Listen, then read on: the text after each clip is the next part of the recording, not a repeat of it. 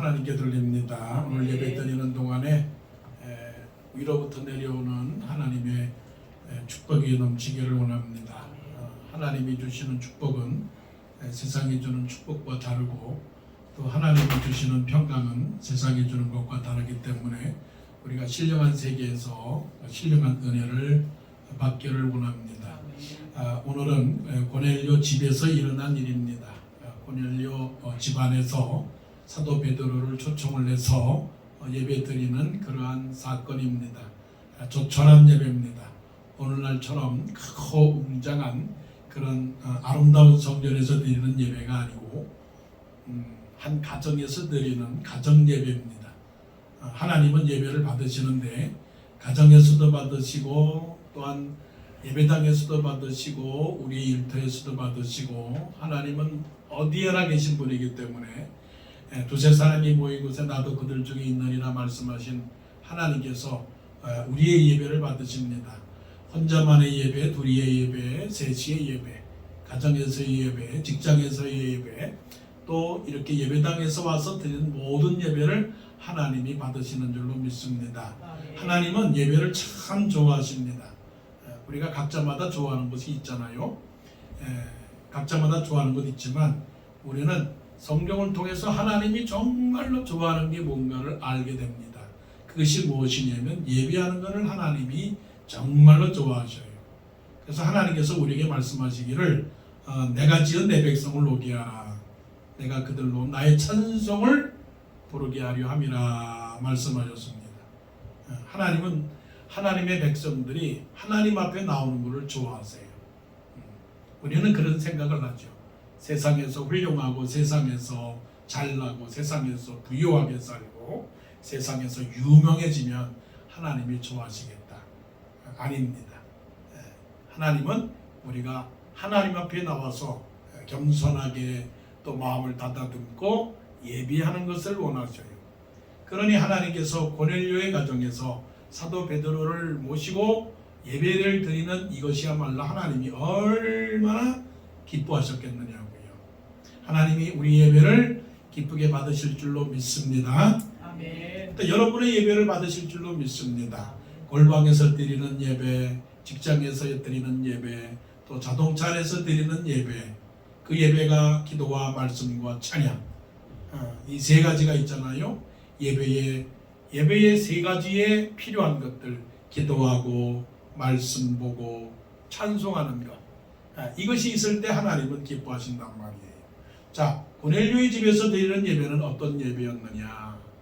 자, 하나님의 예배, 하나님을 위한 예배, worship for the God the Father, 하나님을 위한 예배, 또 예수 그리스도에 의한 예배, worship by Jesus Christ, 하나님 예수 그리스도에 의한 예배, 그 다음에 성령의 예배, worship of Holy Spirit. 그래서 우리의 예배는 세 가지 요소가 되어야 됩니다. 그 세 가지 요소는 첫째도 하나님, 둘째도 예수 그리스도, 셋째도 성령 하나님이다라고 하는 거죠. 자, 이 예배를 누가 시작을 했느냐? 예배를 누가 시작했느냐?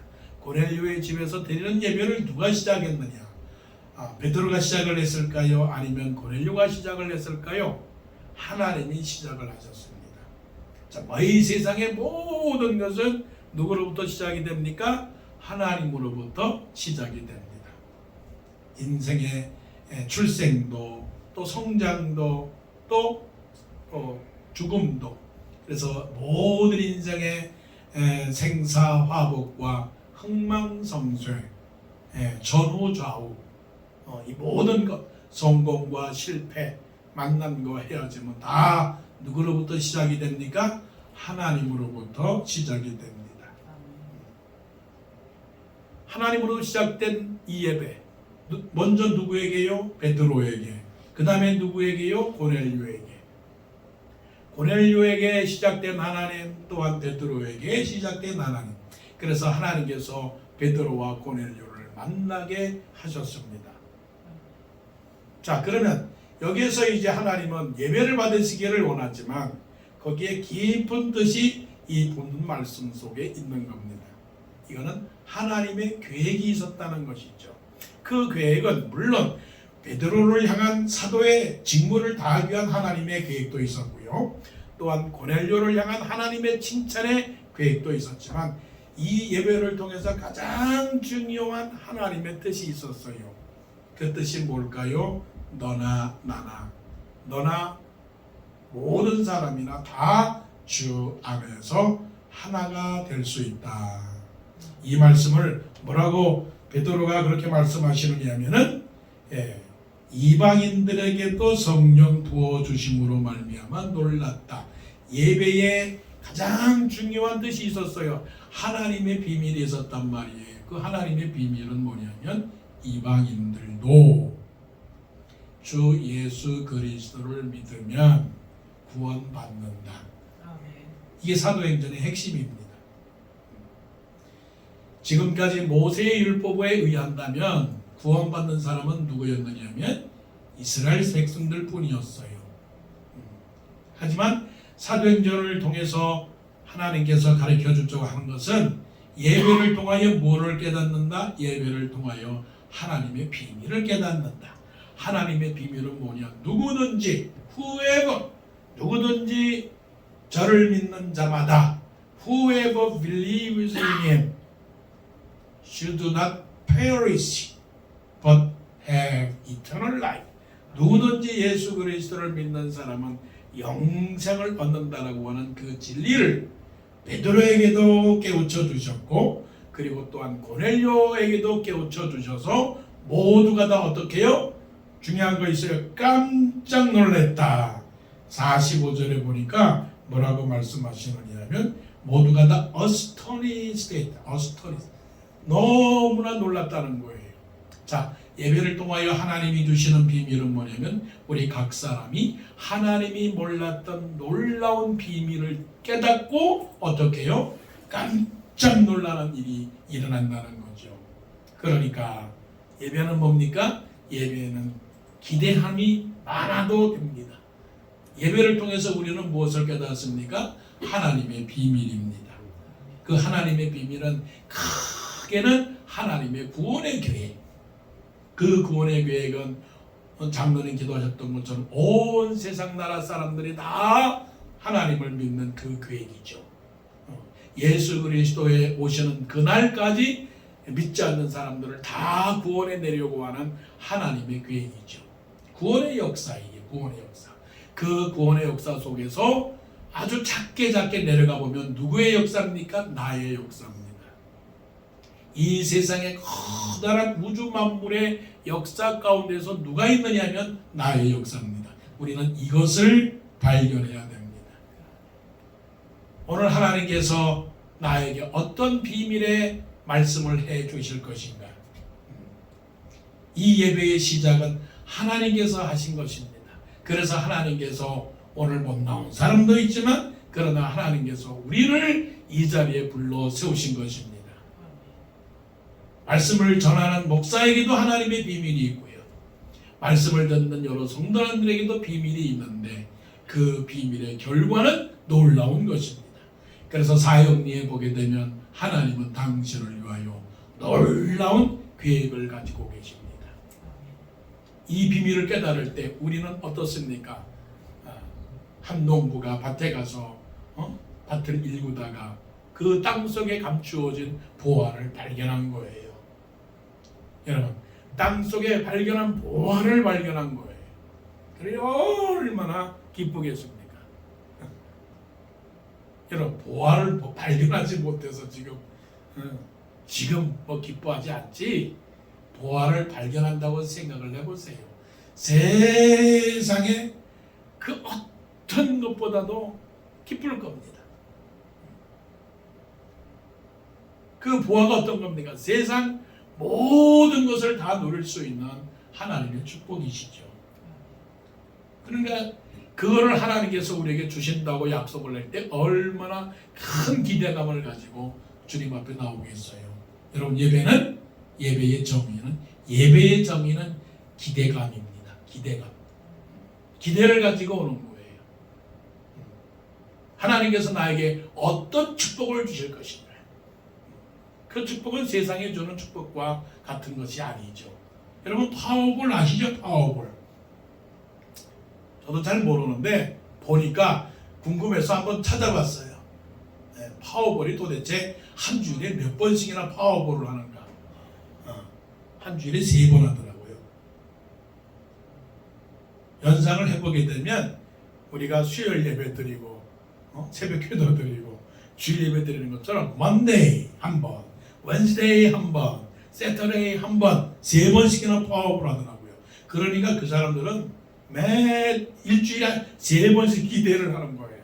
야, 나에게 복이 터질 거다. 나에게 잭팟이 터질 것이다 하고 기대하면서 파워볼 하면서 살아가는 거예요. 자, 우리 은혜가 그 파워볼하고 비교가 되겠습니까? 그러면 오늘 하나님 앞에 나와서 지금 예배를 드리는 가운데 깜짝 놀라는 지금 그 기대를 가지고 지금 앉아있다면 지금 눈을 활짝 뜨고 귀를 열고 마음이 그냥 두근두근 하면서 하나님 그 긴장감에 얼마나 놀라는 예배가 될 거예요. 그래서 이 하나님께서 시작된 이 고넬료 가정에서의 예배, 그 예배는 하나님께서 참석한 모든 사람들에게 깜짝 놀라는 그런 비밀을 가르쳐 준 거죠. 예배를 드리는 우리 모두에게 하나님께서 우리 각 사람들을 향하여 놀라운 비밀과 놀라운 계획과 놀라운 축복과 놀라운 사실 때문에 이 예배가 즐겁고 행복하고 정말 감사한 그런 예배가 되기를 원합니다. 아멘. 하나님은 우리 인생을 이렇게 시작하게 하셨는데 끝까지 책임지시는 하나님입니다. 평생토록 하나님을 예배하면서 정말 일생에 횡재를 맞는, 세상 말로 말하면 대박을 얻는 그런 예배자의 축복이 있기를 원합니다. 아멘. 오늘 예배를 드릴 수 있다라고 하는 이 사실이 얼마나 축복인지 여러분 모를 거예요. 여러분 가정을 해보십시다. 어제 100억을 가진 사람이 있었는데 100억. 근데 어제 100억에 자기 통장에 100억을 가지고 있던 사람인데 죽었어요. 네? 100억을 가지고 있었던 사람이 통장에 100억을 가지고 있는 사람이 죽었단 말이에요. 그런데 오늘 살아있는 우리가 설령 라면 한 그릇을 먹고 끼니를 때운다고 하자. 자, 누가 더 행복합니까? 오늘 내가 살아서 라면 한 그릇을 먹는 내가 더 행복하지 않겠어요? 그러니까 우리는 얼마나 어리석음에 빠져 있는지 몰라요. 죽은 자가 갖고 있었던 통장이 중요한 겁니까? 아니면은 살아있는 사람이 오늘 100억을 갖고 있는 마음으로 사는 게 중요한 거예요. 그런데 우리는 예배자로서 이렇게 왔으니, 살아있어서 하나님의 축복을 기대하고 왔으니 얼마나 복된 것입니까? 아멘. 여러분 배고프자인 줄로 믿습니다. 아멘. 살아있음에 감사하시고 아멘. 예배 드릴 수 있음에 감사. 아멘. 모든 것이 감사죠. 하나님의 예배를 드려야 되는 거예요. 그 다음에 예수 그리스도에 의한 예배. 예수 그리스도에 의한 예배. 예배의 주인은 하나님이에요. 예배의 주인은 하나님이에요. 하지만 예배의 주인공은 누군지 아세요? 예배의 주인공은 예수 그리스도예요. 아주 중요한 예배의 초점이 이겁니다.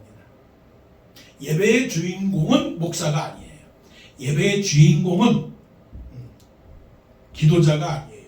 예배의 주인공은 찬양 인도자가 아니고요. 성가대가 아니에요. 우리는 다만 예배를 돕는 그냥 엑스트라. 착각을 해요. 내가 주인공이다. 우리는 다만 예배의 종일 뿐입니다. 예배의 주인공은 누구냐면 예수 그리스도. 예수 그리스도. 들어오면서 예수 그리스도를 봐야 되겠다. 한번 보세요. 영화를 봅시다. 한번 영화를 보는데 벌써 영화가 끝나기 전 초창기 벌써 주인공이 죽었다. 재미있어요, 없어요? 재미없어. 주인공은 맨 나중에 죽었다가 다시 살아나야 돼. 총을 맞아도 주인공은 안 죽어. 그래야지 재밌는 거예요. 그런데 우리는 예배를 드리면서 예수 그리스도를 아예 처음부터 죽여 그냥. 예수가 없어. 그래서 스스로 영화가 재밌다라고 해.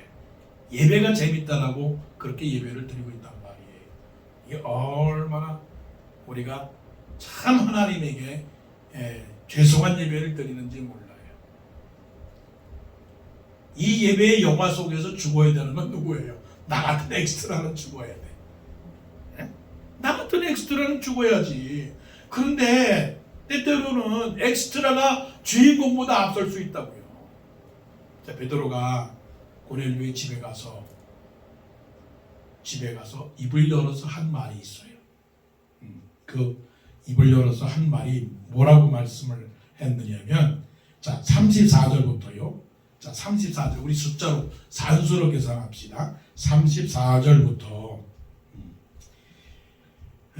저 40절까지 43절까지 거의 9절 11절 34절부터 43절이니까 9절이네요. 네, 9절. 9절 동안 누구 얘기하는 겁니까? 누구 얘기? 누구 말씀? 예수 그리스도 말씀이에요. 예수 그리스도의 말씀. 그러니까 우리의 예배의 처음부터 마지막까지 모든 예배에 차지하는 분량은 90% 100%가 누구냐면 예수 그리스도예요. 그런데 예수 그리스도가 차지하는 예배를 할지라도 물론 예배 가운데서 예수 그리스도를 말하고 예수 그리스도가 차지하는 것이 있는데, 예수 그리스도가 누구냐라고 묻는다면 뭐라고 말하냐면 갈릴리의 청년이다. 예수는 선지자다. 예수는 선생님이다. 예수님은 지도자이시다. 예수님은 교육자이다. 예수님은 기적을 행하는 분이다. 그런 설교가 있다는 말이에요. 그런 예배가 있다는 말이에요. 베드로는 분명하게 말씀을 한 거예요. 예수 그리스도는 바로 죄인들을 위하여 죽으셨다. 이거가 중요하다는 거예요. 예수 그리스도의 죽으심. 예수 그리스도가 죽어야 되는 이유는 바로 우리의 허물과 우리의 죄 때문에 죽었다.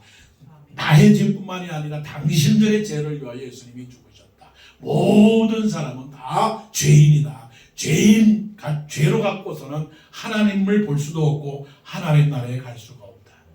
그래서 우리가 죽어야 될 죄의 형벌을 예수님께서 십자가에서 달리셔서 십자가에서 우리 죄를 대신해서 죽으셨다라고 베드로가 지금 그것을 지금 이방인인 고넬료의 집안에서 이방인인 사람들이 모여있는 사람들 앞에서 전하고 있는 겁니다. 자, 말씀 보세요. 그 말씀 34절부터 계속적으로 하시는 말씀, 40절 하나님이 자 39절 우리는 유대인의 땅과 예루살렘에서 그가 행하신 모든 일의 증인이라. 그들이 나무에 달아 죽였으나 하나님의 사흘 만에 다시 살리사 나타내시되 모든 백성에게 하신 것이 아니요 오직 그리 택하신 증인 곧 죽은 자 가운데서 부활하신 후 그를 모시고 음식을 먹은 우리에게 하신 것이라. 누가 우리를 위하여 죽으셨습니까? 예수님이 우리를 위하여 죽으셨습니다. 누가 다시 살아나셨습니까? 예수님이 다시 살아나셨습니다. 예수님께서 우리 죄를 다 용서하셨습니다. 죽으시고 다시 살아나신 분은 예수 그리스도십니다. 그런데 때때로는 우리 예배 가운데서 죽이는 사람이 있어. 죽이는 사람. 누구를 죽이느냐? 때로는 목사가 성도를 죽여. 때로는 성도가 목사를 죽여. 때로는 다른 사람을 죽여. 비판하고 비난하고. 사실은 죽어야 될 사람은 사람이 죽는 게 아니라 예배 가운데서 죽어야 되는 그 주인공은 예수님이 우리를 위하여 죽으셔야 되는 거예요. 그 주인공이 예수님이 우리를 위하여 죽으신 것을 보고 마음속에서 눈물을 흘려야 되는 거예요. 아, 예수님이 십자가에서 달려 죽으셨구나. 영화를 보고 드라마를 보면서 주인공이 괴로워하면 내 마음도 괴로워하는 것처럼 이 세상의 역사의 주인공은 누구냐면 예수님이십니다. 예수님이 죽으셨기 때문에 우리가 살아났습니다. 할렐루야. 아멘. 예수님이 살아나셨기 때문에 우리도 부활할 줄로 믿습니다. 이 예수 그리스도가 우리 예배의 중심이 되야 되는 거죠. 그런데 그 예수 그리스도를 만나야 됩니까? 안 만나야 됩니까? 이 세상의 모든 스타, 그 스타를 만나려고 다 줄 서서 있지 않습니까? 위대한 신분을 보려고 다 줄 서지 않아요? 우리도 예수님을 만나야 됩니다. 자, 목사가 증거하는 예수님 말씀이 있습니다. 예수님이 죽으셨습니다. 예수님이 살아나셨습니다. 예수님이 다시 오십니다. 아, 이 말씀을 듣고 어떻게 해야 됩니까? 아, 그렇구나. 나도 예수님 만나야 되겠구나. 나도 그 예수님 믿어야 되겠구나. 나도 그 예수님 믿어서 죽었다가 다시 살아나야 되겠구나. 나도 예수 믿어서 천국 가야 되겠구나. 천국에 가서 영생 복락 누려야 되겠구나. 확실히 믿어야 되겠구나. 영접하는 자 곧 그 이름을 믿는 자들에게는 하나님의 자녀가 되는 권세를 주셨더니 이것을 내가 확실히 믿는다. 누구든지 그를 믿는 자는 영생을 얻는 줄로 믿는다. 내가 예수 그리스도를 믿는다. 내가 만난다. 베드로가 만났듯이, 안드레가 만났듯이, 빌립이 만났듯이, 니고데모가 만났듯이 내가 예수님을 만나야 되겠구나. 그래서 그 예수 그리스도를 만난 기쁨에 성령의 사진을 찍어서 매일매일 열어보고 매일매일 만나는 그러한 감격, 이것이 있어야 됩니다. 예수님이 지나가시는데 그냥 예수님 안 보고 그냥 안 만나고 그냥 지나가는 경우가 있어요. 이건 헛된 예배라고요. 자, 그림으로 표현하면, 자, 여러분, 예수님이 지나가십니다. 예수님 만나시기를 바랍니다. 할렐루야. 아멘. 그거예요. 예수님 오셨습니다. 예수님 만나시기를 바랍니다. 예수님하고 사진 찍기를 바랍니다. 예수님하고 악수하기를 바랍니다. 예수님의 피 묻은 손자국을 만져보시기를 바랍니다. 예수님께서 여러분을 사랑하시는 그 마음을 체험하시기를 바랍니다. 예수님하고 허구하시기를 바랍니다. 바로 그거예요. 예수님 만나기를 원합니다. 예수님이 나를 위하여 죽으신 그 죽으심의 사랑을 다시 한번 깨닫고 나도 예수님을 위하여 살아가겠다라고 하는 그 마음이 있을 때 바로 그 예배가 어떤 예배요? 만남의 예배, 만남의 예배. 예배는 기대하고 그리고 예배는 만나는 거예요. 만나지 않고 가면 어떻게 해요? 아니 공항에 갔는데 만날 사람이 안 오고 기다리면 어떡하느냐고요. 예수님 이 예배 시간에 오셨으니 예수님을 꼭 만나시고 가시기를 바랍니다. 아멘. 자, 하나님의 예배, 예수 그리스도에 의해서 의한 예배, 하나님이 시작한 예배, 예수 그리스도에 의해서 구속받은 예배. 자, 그 다음에 이 예배를 드리는데 고넬료의 가정에서 베드로가 하나님의 말씀을 증거하는데 예수 그리스도에 대한 말씀을 증거하는데, 자 보세요. 44절, 이게 오늘 핵심이에요. 44절, 베드로가 이 말을 할 때에 성령이 말씀 듣는 모든 사람에게 내려오시니, 성령이 말씀 듣는 모든 사람에게 내려오시니 베드로와 함께 온 할례 받은 신자들이 이방인들에게도 성령 부어 주심으로 말미암아 놀라니 이는 방언을 말하며 하나님 높임을 들음이로라. 이게 예배 드리는 사람들에게 일어나는 현상. 현상은 변화의 변화. 이거는 열매. 예배 드리는 모든 사람들, 그 모든 사람들에게 뭐가 내렸냐면 성령이 내렸다는 거죠. 성령은 어디에 있는 성령입니까? 성령은 내려왔다니까 하늘에 있는 성령이에요. 하늘에서 성령이 내려왔어요. 그러면 하나님이 하늘에 계시니까 하나님의 영이 하늘에 내려오시고 하늘에서 내려오시고, 사람에게는 사람의 영이 있어요. 사람의 영은 하늘에서 옵니까? 옆에서 옵니까? 옆에 사람이 있으니까 옆에서 오죠. 성령과 사람의 영의 차이는 성령은 하늘에서 오는 것이고 사람의 영은 옆에 있는 겁니다.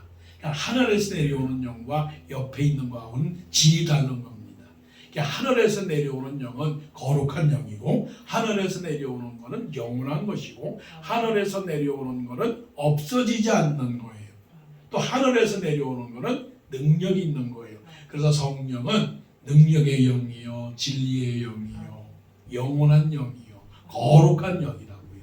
곧 하늘에서 내려왔다는 것은 곧 하나님이 내려오셨다는 것이고 하늘에서 내려오셨다는 것은 예수님이 오셨다는 것과 똑같은 거예요. 그러므로 우리가 하나님을 뵐 수가 없고 예수 그리스도를 또 뵐 수가 없지만 우리는 성령을 통하여 하나님을 만나보게 되고 하나님을 보게 되고 또한 예수님을 보게 되는 거죠. 그 하나님의 영이 우리에게 오시면 어떤 현상이 일어나는가? 자, 보이지 않아요. 만질 수가 없어요. 그런데 바람이 불면 바람이 보이는 것은 볼 수는 없지만 바람은 볼 수 없지만 바람 부는 것은 우리가 알 수 있어요. 어떻게 알 수 있느냐? 바람이 불면 나무가지가 흔들려요. 태풍이 불면 집들이 쓰러진다고요. 자, 그러면 성령의 봄바람이 불면 나무가지가 흔들려요. 성령의 태풍이 불면 집들이 무너져요. 성령의 봄바람, 작은 바람은 작은 변화를 일으키고 성령의 큰 바람은 큰 변화를 일으키는 거란 말이에요. 성령이 우리에게 오게 되면 작게 오게 되면 작은 움직임, 크게 오게 되면 크게 움직임이 되는 것이죠. 오늘 고넬료의 가정에 성령이 왔는데 성령이 내렸는데 그 성령이 내린 거를 내려오셔서 성령 부어 주심으로 말미암아 놀랐는데 그 결과 그 변화는 어떤 것이었느냐면 방언을 말하며 하나님 높임을 들음이라. 하나님 높임을 들음이라. 자, 방언은 삶의 변화예요. 삶의 변화. 물론 방언이라고 하는 것은 어떤 사람에게는 방언을 할 수가 있고 어떤 사람은 방언을 못할 수 있고 왜냐하면 하나님의 선물이니까 그런 것이죠. 방언하는 사람이 있어요. 뭐 방언을 못했다고 해서 실망할 것도 없고 또 방언을 한다고 자랑할 것도 없어요. 그냥 하나님의 선물이고 하나님의 선물은 기프트인데 모든 사람에게 다 방언을 주신 것은 아니고 또 모든 사람이 다 방언을 못 받게 하신 건 아니고 어떤 사람에게는 예언하고 어떤 사람은 믿음이고 어떤 사람에게는 지식을 주고 어떤 사람에게는 방언을 통역하는 은사를 주시고 어떤 사람에게는 병 고치는 은사를 주셨기 때문에 우리가 그것을 통해서 뭐 방언이 좋은 것이다, 방언이 치고 좋은 것이다 말할 수는 없어요. 방언 외에도 하나님이 주시는 은사가 많으나 그러나 중요한 건 뭐냐면 방언을 말하는 사람의 삶의 태도가 달라졌다는 거죠. 방언을 말하는 사람은 뭐가 달라지느냐면 그의 언어 생활, 그의 일상적인 생활, 그 모든 것들이 바뀌어졌다는 거죠. 그래서 방언을 말한다라고 하는 것은 성령을 통해서 성령 부어주심을 통해서 그 사람의 삶의 태도가 바뀌어졌다라고 하는 것을 우리가 알 수 있는 것이죠. 그런데 방언을 말하면서 그 옆에 말씀하시기를 하나님 높임을 들음이로라. 아, 그렇구나. 중요한 포인트가 바로 여기 있는 거예요. 성령 받은 사람, 어떤 사람? 성령 받은 사람은 하나님의 영광을 위하여 살아가는 사람이에요. 하나님의 영광을 위하여 몸과 마음과 뜻과 정성을 다하여 하나님을 제일로 살고 하나님을 높이며 살아가는 사람이에요. 그래, 이런 사람은 어떤 사람이에요? 하나님께 예배하는 사람, 하나님께 헌신하는 사람, 하나님께 충성하는 사람, 하나님의 말씀에 순종하는 사람. 내 평생의 최고의 행복과 축복은 하나님이다라고 하는 사람이죠. 여러분, 성령 받아서 변화가 되기를 원합니다. 잔잔한 변화가 있기를 원합니다. 말이 변화되기를 원합니다. 삶이 변화되기를 원합니다. 나만 변화될 뿐만이 아니라 다른 사람에게도 변화를 줄 수 있는 그런 사람이 되기를 원합니다. 자, 근데 여기 실학적인 문제가 있어요. 뭐냐면 성령을 받았는데 그 다음에 세례를 주었어요. 물 세례를 줬단 말이에요. 성령 세례는 보이지 않는 하나님의 성령 세례고 그리스도의 이름으로 주는 세례는 물 세례를 얘기하는 거예요. 물 세례. 물 세례는 장로교는 그냥 머리에 손을 얹고 물을 뿌리는 세례. 침례교는 몸을 담그는 세례가 있는데, 자, 물 세례를 주었는데 그 물 세례를 주는 의미가 뭐냐? 자, 세례는 무슨 세례 무슨 세례? 성령 세례와 물 세례가 있어요. 어떤 사람은 그렇게 말하더라고요. 아유, 세례는 성령 세례가 있고 물 세례가 있고 불 세례가 있고요. 그러는데 세례는 단 두 가지입니다. 성령 세례, 물 세례. 중요한 문제가 있어요. 여기서 어떤 사람은 성령 세례를 받았는데 물 세례를 안 받은 사람은 있어요. 상상할 수 있겠어요? 있죠. 반대로 어떤 사람은 물 세례를 받았는데 성령 세례를 안 받은 사람이 있어요. 자, 뒤로부터 물 세례를 받은 사람이 성령 세례를 안 받으면 이거는 커다란 문제가 생겨요. 이런 사람이 교회의 문제를 이기는 거예요. 소명 없이 사명 없이 믿음 없이 그냥 물 세례를 받아요. 사람 가운데서 사람의 조직 가운데에서 교회 안에서 사람에게 인정을 받았지만은 사실은 하나님에게 인정받지 못하고 성령 세례 받지 못하고 모든 사람 앞에서 세례 받고 직분 받고 그렇다는 그런 사람들, 이런 사람들은 사실은 하나님의 사람이 아니에요. 그런 사람 봤습니까? 여러분 마음속에 혹시 그런 사람이 있다면 아, 그런 사람이구나. 그러면 마음속에서 그런 사람은 성령 세례도 받아야 되는구나 생각을 하셔야 돼요. 안타깝게 기도를 해야 돼요. 그런데 또 이런 사람이 있어요. 성령 세례를 받은 사람이 있어요. 어떤 사람이냐? 산에 갔어요. 기도원에 갔어요. 은혜를 받았어요. 충만했어요. 예언도 해요. 방언도 해요. 통역도 해요. 병 고치는 은사가 있어요. 그런데 교회는 안 나와. 교회 일을 안 해요. 교회 가서 예배를 드리지 않아요. 그래서 세례도 안 받아요. 설령 세례를 받았다 할지라도 교회 안 나와요. 그리고서 말하기를 나는 내가 교회다. 내가 제일 잘 믿는 사람이다. 나는 교회 생활할 필요가 없다. 물세례를 부인하는 거예요. 교회의 제도, 교회의 직분 이건 다 필요 없는 거야. 하나님에게만 잘하면 되는 거야. 성령 충만하면 돼. 이런 사람이 있다고요. 이것도 또한 문제예요. 상상할 수 있겠습니까? 그래서 이제 결론의 말씀을 드리면 성령 세례 받은 사람은 물 세례를 받아야 됩니다. 교회 앞에서 하나님의 자녀라고 하는 증거를 보여야 됩니다. 그런 사람이 직분자가 되는 거예요. 직분자가 되었는데 하나님을 안 믿는 사람이 있어요. 아, 그것도 굉장히 위험한 거예요. 그래서 고넬료의 가정에서 드리는 이 예배는 완벽한 예배예요. 왜 완벽한 예배는 하나님이 예배를 드리라고 그랬고 예수 그리스도의 십자가를 증거했고 성령이 부어주셔서 성령을 통하여 변화가 일어난 그러한 예배, 그런 예배를 통해서 믿지 않는 사람들에게 세례까지 주는 완벽한 예배를 드렸어요.